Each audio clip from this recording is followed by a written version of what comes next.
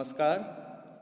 आज हम बात करेंगे विधि शास्त्र में विधिक व्यक्ति यानी ज्यूरिस्टिक पर्सन्स की जो अवधारणा है उसके बारे में।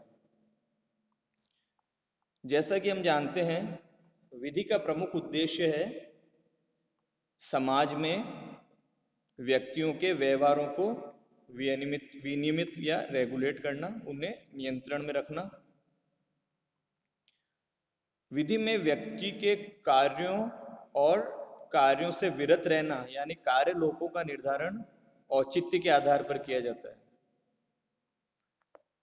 हमारे जिन कृत्यों से दूसरे व्यक्तियों के हितों पर प्रतिकूल प्रभाव पड़ता है वो अनौचित्यपूर्ण कहे जाएंगे और विधि उन्हें निषिद्ध करती है, अवैध घोषित करती है। और हमारे जिन कार्यों से दूसरे व्यक्तियों के हितों पर प्रतिकूल प्रभाव नहीं पड़ता है, विधि में वो औचित्यपूर्ण माने जाते हैं।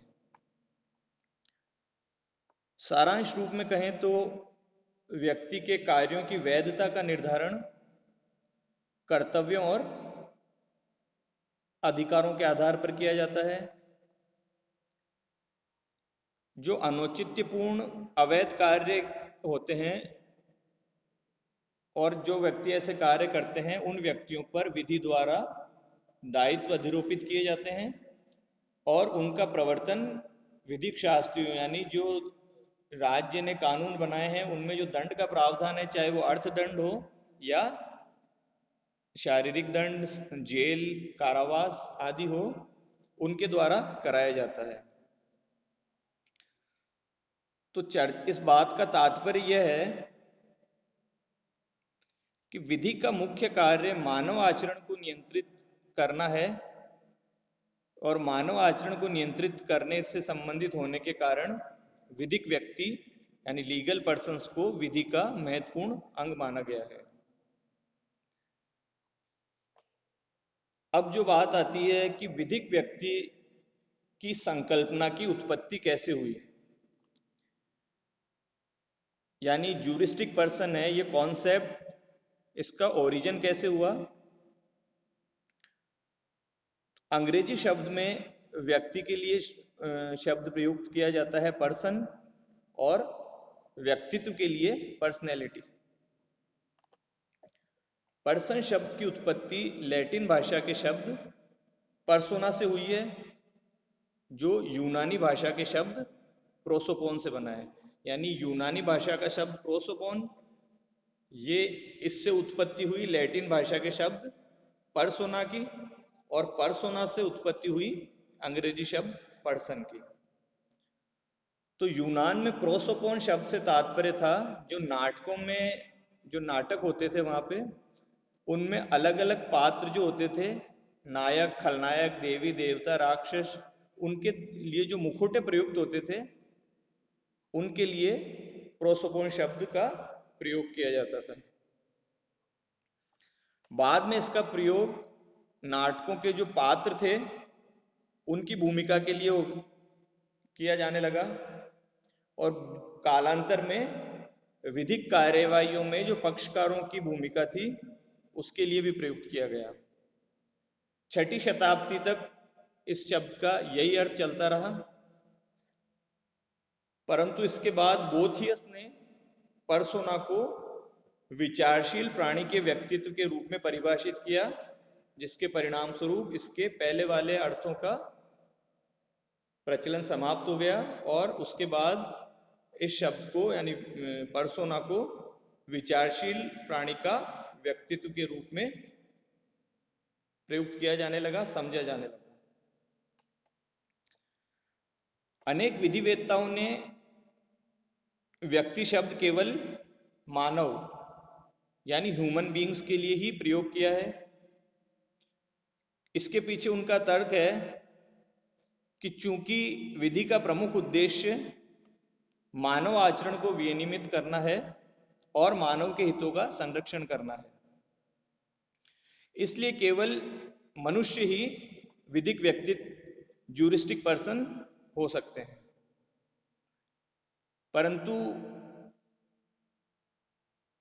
हम देखते हैं कि अनेक ऐसे एंटिटीज हैं, जैसे देवता, मूर्ति या निगमित निकाय।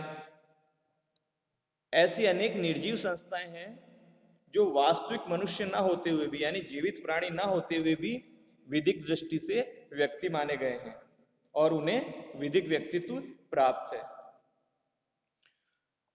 इसके ठीक विपरीत कुछ ऐसे वास्तविक व्यक्ति यानी मनुष्य भी है जो मनुष्य होने के बावजूद भी उन्हें विधिक व्यक्तित्व विधि के अंतर्गत प्राप्त नहीं है।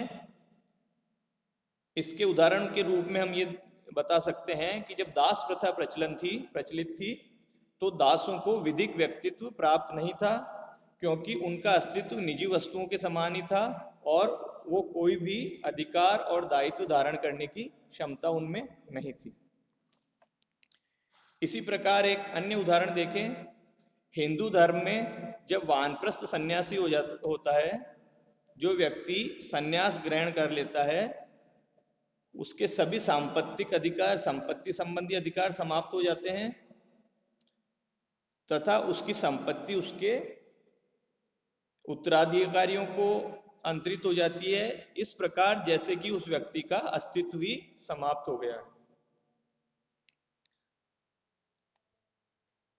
तो हम ये देखते हैं कि एक जीवित व्यक्ति होने के नाते मानवों को अनेक अधिकार भी दिए गए हैं, उसे अनेक स्वत्व, हक यानी टाइटल और उन्मुक्तियां प्रदान की गई है। साथ ही उस पर कुछ कर्तव्य और दायित्व भी अधिरोपित किए गए हैं। तो जैसे जैसे समाज की प्रगति हुई, यह अनुभव किया जाने लगा कि केवल जीवित व्यक्तियों को ही कर्तव्य और अधिकारों तक सीमित रखना उचित नहीं है, क्योंकि इससे अनेक जटिलताएं उत्पन्न होने की संभावना रहती है, जिसका निवारण एक काल्पनिक निर्जीव निकायों या संस्थाओं को कृत्रिम व्यक्तित्व प्रदान करके ही किया जा सकता है। इसी को ध्यान में रखते हुए विधि शास्त्र में कृत्रिम व्यक्तित्व या विधिक व्यक्तित्व की संकल्पना का समावेश हुआ। अब विधिक व्यक्तित्व क्या है? विधिक व्यक्तित्व विधि की परिकल्पना मात्र है। Legal personality is a fiction of law. कुछ विधि शास्त्र में विधि के कुछ समस्याओं के निराकरण के संदर्भ में कुछ निर्जीव निकायों तथा बेजान वस्तुओं को कृत्रिम व्यक्तित्व प्रदान किया गया। यह विधि की एक परिकल्पना मात्र है, फिक्शन ऑफ लॉ है, जिसका कि इन्हें विधिक व्यक्ति मानते हुए इनके अधिकार और दायित्वों के निर्धारण हेतु प्रयोग किया जाता है। विधिक परिकल्पना, लीगल फिक्शन क्या है?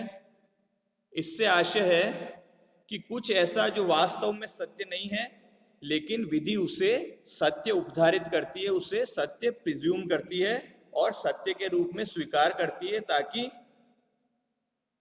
विधि से संबंधित कुछ जटिल समस्याओं का निराकरण किया जा सके।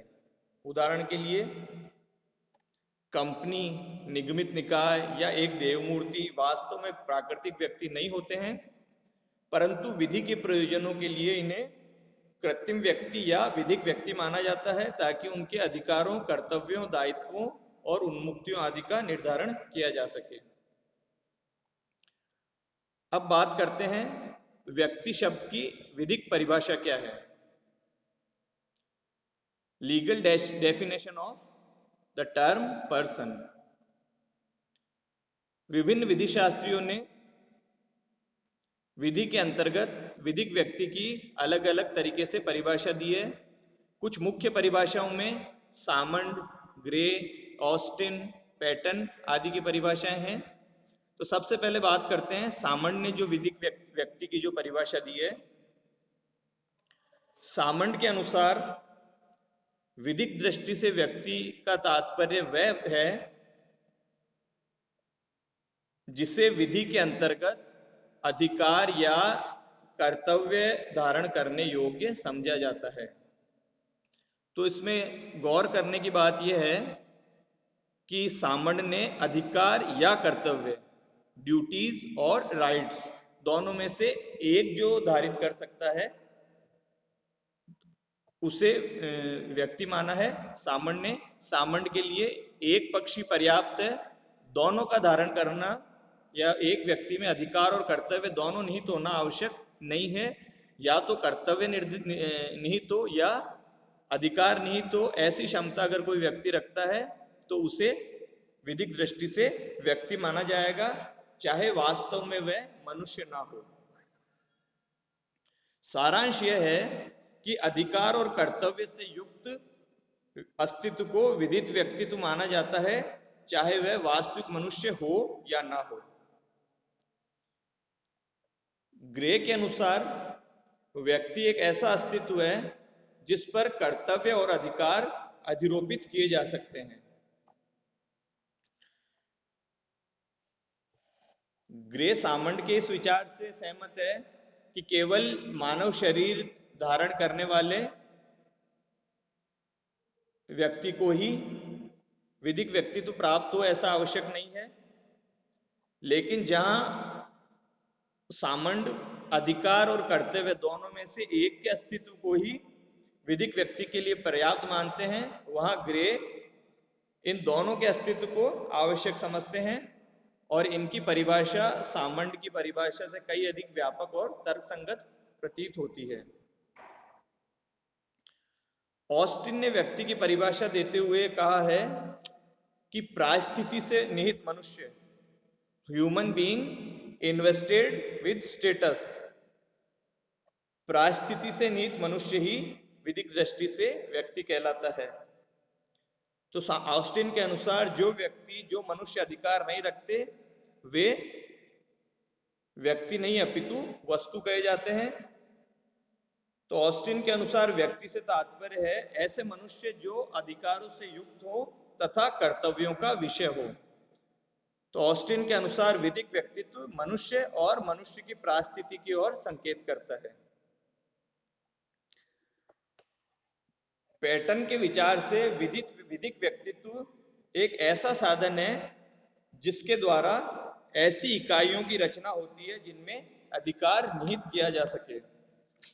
उन्होंने विधिक व्यक्तित्व को एक कृत्रिम व्यक्ति निरूपित किया है जो अधिकार और कर्तव्यों को धारण करता है, जिन्हें विधि सामान्य व्यक्तियों के लिए मान्यता प्रदान करती है। तो विधि के अंतर्गत व्यक्ति उसे माना गया है जो अधिकार का धारण करता हो या अधिकार का विषय हो। लेकिन यह एक संकुचित विचार है और विधि के अंतर्गत वर्तमान में जीवित मानवों के अलावा कुछ निर्जीव संस्थाओं या संपत्ति समूह को भी कृत्रिम व्यक्तित्व प्राप्त है और उन्हें विधि व्यक्तित्व मानती है, क्योंकि उनके भी अधिकार और कर्तव्य होते हैं। तो सारांश यह है कि विधिक व्यक्ति मानव हो यह आवश्यक नहीं है। कोई वस्तु, संपत्ति पुंज या मानव समूह भी हो सकता है जिसे विधि के अंतर्गत व्यक्तित्व माना गया हो या व्यक्तित्व उसे प्रदान किया गया हो। दूसरे शब्दों में कहें तो विधिक व्यक्ति के अंतर्गत उन वस्तुओं, संपत्ति पुंज या मानव संस्थाओं का या मानव समूह या संस्थाओं का समावेश है जिन्हें विधि के अंतर्गत विधिक स्थिति प्रदान की गई है और जिनके विधि की दृष्टि से प्राकृतिक व्यक्ति के भांति अधिकार और कर्तव्य निहित होते हैं। तो विधि व्यक्तित्व की यह विस्तृत और व्यापक अवधारणा ही विधिक व्यक्तित्व को पूर्ण रूप से परिभाषित करती है, उसके अर्थ को अपने आप में समाविष्ट करती है। यानी विधिक व्यक्तित्व जीवित व्यक्ति भी हो सकता है या कोई निर्जीव संस्था भी हो सकती है, जिसमें देवमूर्ति, निगमित निकाय, कोई कंपनी या और कोई संस्था जिसे विधि इस अपने प्रयोजनों के लिए अधिकार और कर्तव्य प्रदान करती है या अधिकार और कर्तव्य धारण करने का विषय समझती है। धन्यवाद। जय हिंद।